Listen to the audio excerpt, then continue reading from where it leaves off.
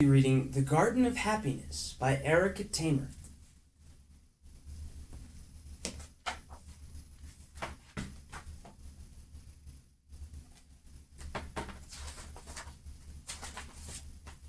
On Marisol's block near East Houston Street, there was an empty lot that was filled with garbage and broken tired things. It had a funky smell that made Marisol wrinkle her nose whenever she passed by. One April morning, Marisol was surprised to see many grown-ups busy in the lot. Mr. Ortiz carried a rusty refrigerator door. Mrs. Willie Mae Washington picked up newspapers. Mr. Singha rolled a tire away.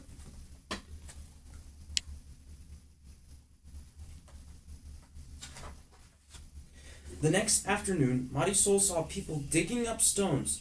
Mr. Ortiz worked with a pickaxe. ¿Qué pasa? Marisol asked. Mrs. Willie Mae Washington leaned on her shovel and wiped her forehead. I'm going to grow me black-eyed peas and green beans and sweet potatoes too, she said, like on my daddy's farm in Alabama. No more store-bought collard greens for me. We will call it the Garden of Happiness. Mr. Singha said, I'm planting valor, such a beautiful vine of lavender and red. Yes, everyone is happy when they see this bean from Bangladesh. On another day, Marisol watched Mr. Castro preparing the ground. Mrs. Rodriguez rolled a wheelbarrow full of peat moss. Marisol inhaled the fresh soil smell of spring. Oh, I want to plant something in the Garden of Happiness too, Marisol said. Too late, Nina, Mr. Ortiz said. All the plots are already taken.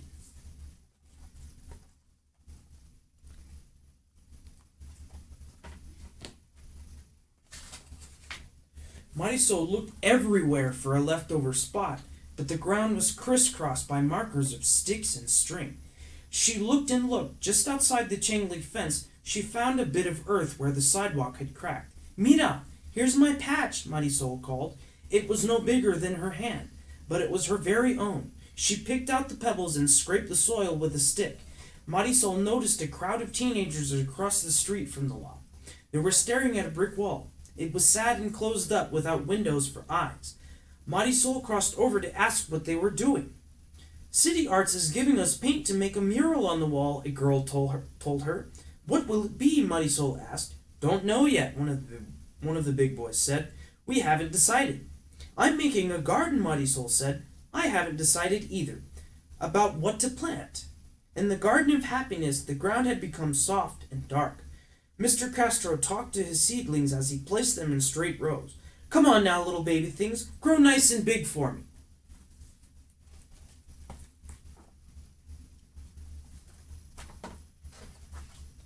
Marisol had no seedlings or even small cuttings or roots. What can I do, she thought. Where can I find something to plant? She went to the corner where Mrs. Old Garcia was feeding the pigeons. Marisol helped herself to a big flat seed. The birds fluttered about angrily. Only one, she told them, for my garden.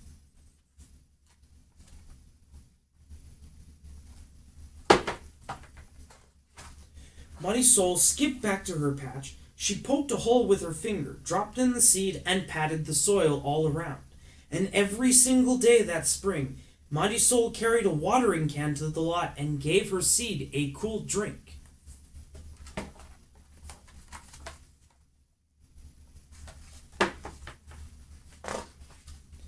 Before long, a green shoot broke through in Marisol's patch. Even on rainy days, she hurried to the lot to see. Soon there were 2 leaves on a strong, straight stalk, and then there were 4. It became as high as Marisol's knee. Green things were growing all around in the Garden of Happiness. Mr. Castro's tiny seedlings became big, bushy things, with ripe tomatoes shining like rubies. What's my plant? Marisol asked. Now it reached to her shoulder. What's it going to be? Dunno, Mrs. Willie Mae Washington answered, but it sure is something.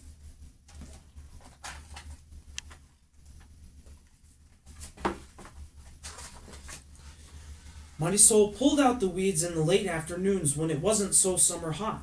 Sometimes she watched the teenagers across the street. They measured the wall. They talked and argued about what they would paint. Often Marisol saw Mr. Ortiz in his plot resting in a chair. I come back from the factory and breathe the fresh air, he said, and I sit among my hachibuelas, my little piece of Puerto Rico. Is my plant from Puerto Rico? Do you know what it is? Marisol asked. Mr. Ortiz shook his head and laughed. Muy grande! Maybe it's Jack's beanstalk from the fairy tale.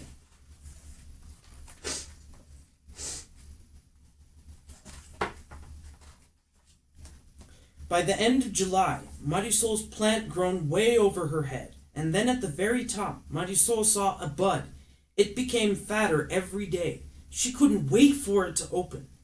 Now don't be looking so hard, Mrs. Willie Mae Washington chuckled. It's going to open up behind your back just when you're thinking about something else.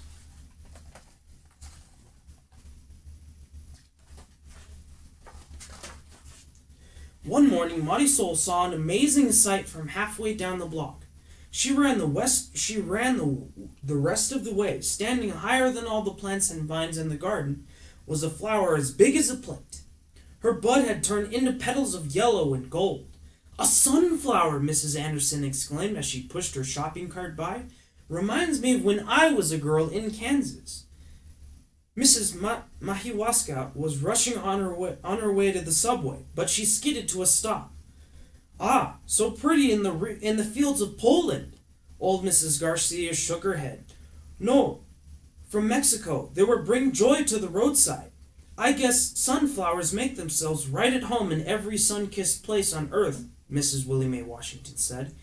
Even right here in New York City, Marisol said proudly. The flower was a glowing circle brighter than a yellow taxi. A flower of sunshine, Marisol thought. The happiest plant in the garden of happiness.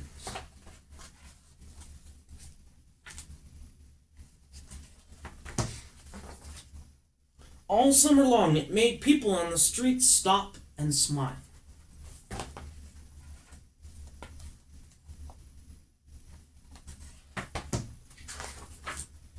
Soon the air became cool and crisp with autumn. Mr. Castro picked the last of his tomatoes. Mr. Sinha carried away a basket full of beans. Mrs. Rodriguez picked her tomatillos to dry and cut for salsa, she said. Mrs. Willie Mae Washington dug up orange potatoes. I can almost smell my sweet potato pie, she winked at Marisol. I'm going to save an extra big slice for a good little gardener I know. But something terrible was happening to Marisol's flower. Its leaves were turning brown and dry.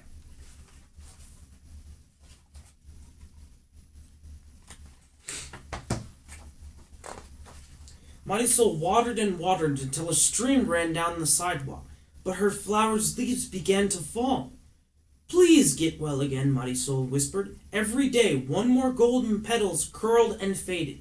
My flower of sunshine is sick, Marisol cried. What should I do? Oh, child, Mrs. Willie Mae Washington said, its season is over. There's a time to bloom and a time to die. No, I don't want my flower to die. Don't cry, Mrs. Rodriguez said. That's the way of a garden. You must save the seeds and plant again next spring. Marisol's flower dropped to the ground. The garden of happiness wasn't happy for her anymore. The vines had tumbled down.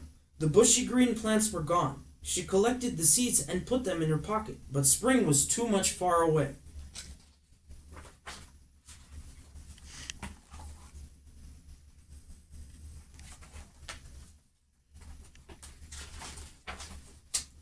Marisol was too sad to go to the empty lot anymore. For a whole week, she couldn't even look down the block where her beautiful flower used to be.